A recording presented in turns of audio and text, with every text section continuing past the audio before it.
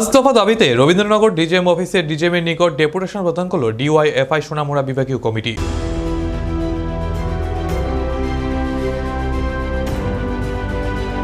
বিদ্যুৎ দপ্তরের বর্ধিত বিদ্যুৎ বিল বাতিল করতে হবে। 3 বার অনলাইন রিচার্জ করার পর গ্রাহকদের কাছ থেকে অধিক টাকা আদায় বন্ধ করতে হবে।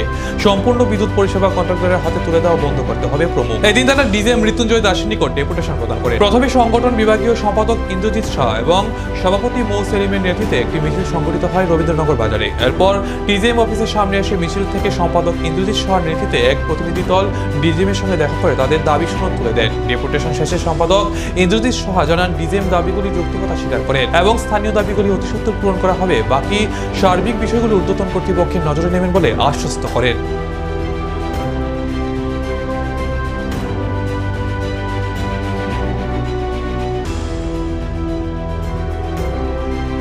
ভারতের গণতান্ত্রিক যুব ফেডারেশন ডিওয়াইএফআই সোনামুড়া বিভাগীয় কমিটির উদ্যোগে আমরা সোনামুড়া মহকুমার বিদ্যুৎ বিলের যে সমস্যা এই সময়ে সারা রাজ্যে চলছে, তার সাথে আমাদের সোনামুড়া মহকুমাতেও এই বিদ্যুৎ বিল নিয়ে একটা সরকার লুট প্রক্রিয়া চালাচ্ছে।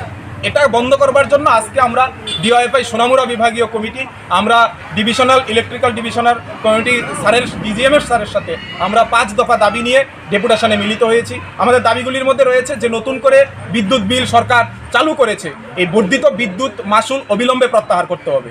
জনগণ থেকে আমরা দেখছি যে জনগণ থেকে একটা বিদ্যুৎ বিলের নাম বাড়িয়েছে বলে জনগণ থেকে অধিক টাকা সেখানে লুট প্রক্রিয়া চালাচ্ছে সরকার। এটাকে দ্রুত বন্ধ করা। এবং আমরা দেখছি যে বিদ্যুৎ আমার বিল আমি রিচার্জ করছি, আমার টাকা আমি বিল নিয়ে আমি অফিসে এসে চার্জ করে যাচ্ছি, কিন্তু দেখা যাচ্ছে সরকারকে সেখানে আমার চার্জ দিতে হবে প্রতি মাসে মাসে। এই প্রথাকে বাতিল করতে হবে আমরা দাবি জানিয়েছি। আমাদের 3 বার একের পর 3 বার যখন অনলাইনে রিচার্জ হবে তারপর আমাকে অধিক টাকা আমাকে সরকারকে দিতে হবে। এই প্রথা অবিলম্বে বাতিল করতে হবে।